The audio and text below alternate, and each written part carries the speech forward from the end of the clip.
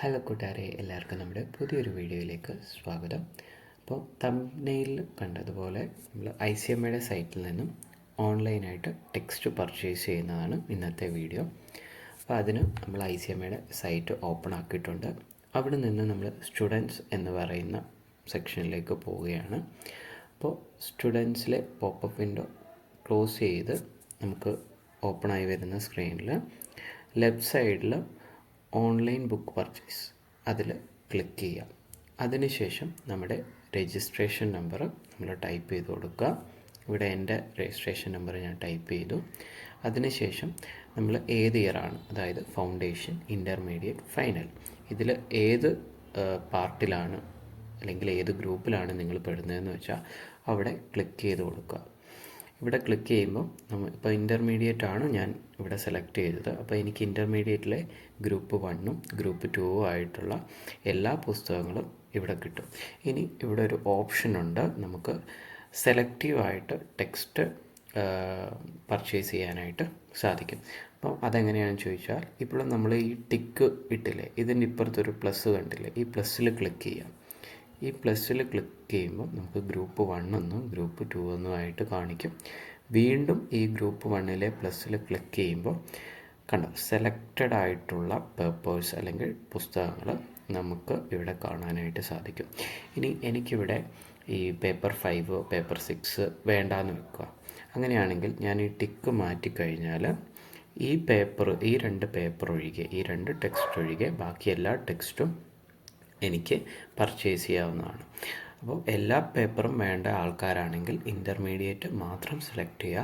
ഇനി ഏതെങ്കിലുമൊക്കെ ഒഴിവാക്കണം എന്നാണെങ്കിൽ ഇതുപോലെ കയറിയിട്ട് ഈ ടിക്കുകൾ മാറ്റിക്കഴിഞ്ഞാൽ ആ പുസ്തകങ്ങളൊന്നും നിങ്ങൾക്ക് വേണ്ടാന്ന് വെക്കാവുന്നതാണ്.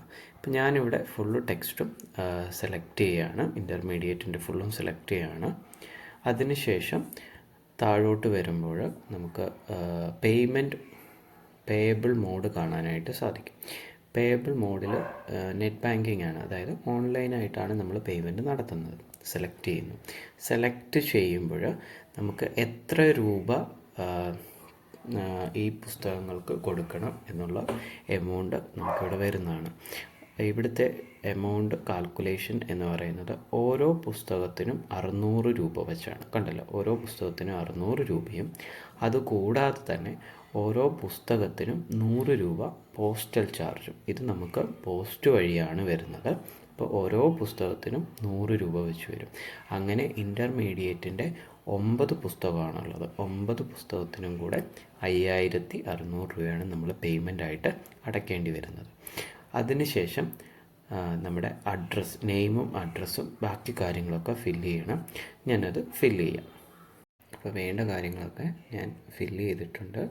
അതിനുശേഷം നമ്മൾ ചെക്കൗട്ട് ക്ലിക്ക് ചെയ്യാം. ചെക്കൗട്ട് ചെയ്യുമ്പോൾ നമുക്കിതുപോലെ കാണാം. ആപ്ലിക്കേഷൻ നമ്പർ, എമൗണ്ട് എത്ര രൂപ അടയ്ക്കണം, 5600 വന്നിട്ടുണ്ട്. ഇതിന് ശേഷം നമ്മൾ പേ ക്ലിക്ക് ചെയ്യാം. പേയിൽ ക്ലിക്ക് ചെയ്യുമ്പോൾ നമുക്ക് ഒരുപാട് ഓപ്ഷൻസ് വരും. ഞാൻ എപ്പോഴും പ്രിഫർ ചെയ്യുന്നത് QR കോഡാണ്. നമ്മൾ QR കോഡ് അടിക്കുക, അതിൽ ഇത് സെലക്ട് ചെയ്യുന്നു. അത് കഴിഞ്ഞ് മേക്ക് പേയ്മെൻറ്റ്, അപ്പോൾ QR കോഡ് വരും. നമ്മളിത് സ്കാൻ ചെയ്ത് പേയ്മെൻറ്റ് നടത്തിയാൽ മതി. പേയ്മെൻറ്റ് നടത്തി കഴിയുമ്പോൾ സാധാരണ പോലെ തന്നെ പേയ്മെൻറ്റ് സക്സസ്ഫുൾ എന്ന് കാണിക്കുകയാണ്. ഞാനിവിടെ പേയ്മെൻറ്റ് നടത്തുന്നില്ല, ഞാനിത് നിങ്ങൾക്കായിട്ട് ചെയ്തിരിക്കുന്ന വീഡിയോ ആണ്.